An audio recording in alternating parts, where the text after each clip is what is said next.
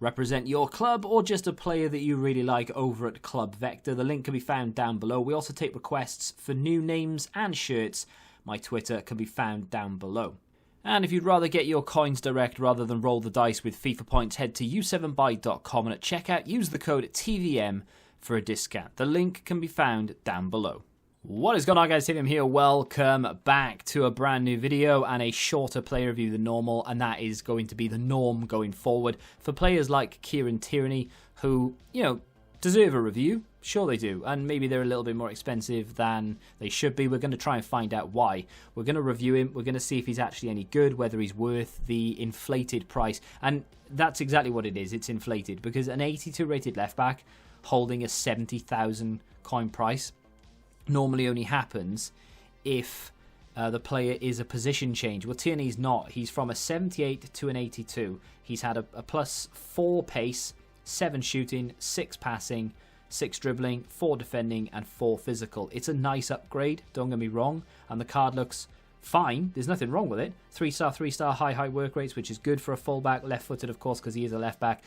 But I don't really understand why he's 70,000 coins. I honestly thought he'd be around the 20-25k.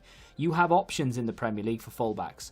You've got the high-ender, like high-end as in high-rated option in Robertson or Inform Digne, both of which are cheaper than Tierney, which is just unreal when you think about it. Like an 86 rated left wing back Luca Digne is 50-something thousand coins, which is, considerably cheaper than Tierney.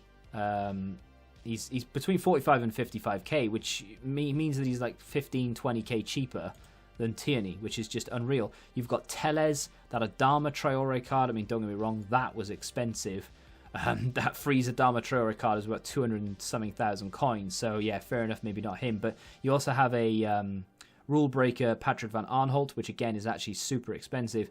I don't know. I guess I would rather play Telles personally, but that's just me. There are other leagues, of course, you can build into, but the card itself does lack defensively. So in terms of a chem style, the obvious here is a shadow. I don't necessarily think he needs the shadow because he does have decent pace anyway. You could argue that an anchor would be enough. Takes him up to an 84 rated left back. He has, it's adequate dribbling on paper. Just sort of very low 80s. His passing isn't particularly great, which is, it can be a bad thing, can be an okay thing, I guess. Guardian will boost up the dribbling if you like to venture forward, with the balance and the ball control going up as well. Like I said, I think he's fast enough personally. Turns him into an 85 rated left back. On the whole, to be fair, I didn't actually find anything wrong with him at all. There wasn't like anything that jumped out and said, this is bad, it's not good enough, or this needs to be drastically improved. I would say that if I had to pick out one negative point, because, every card's going to have its negative. Even I have some negatives with Ronaldo, right? So his passing isn't good. It just isn't good. And the only thing you can really do about that is if you give him like a powerhouse, for example. You don't need the heading. I argue you don't need slide tackle either. So stand tackle, interceptions both go up by 15 and 10.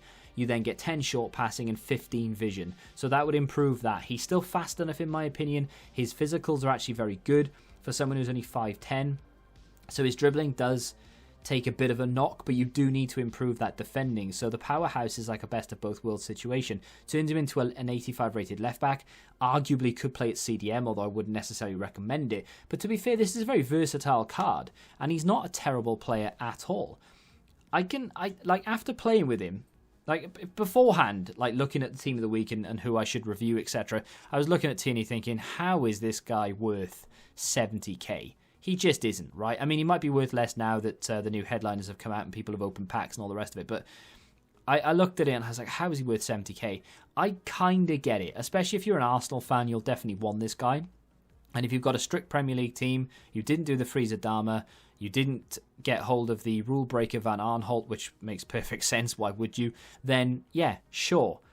Tierney is an option, and I can understand why you'd want to pick him over someone like Digne. I definitely understand why you'd want him over Robertson, because his pace just isn't enough.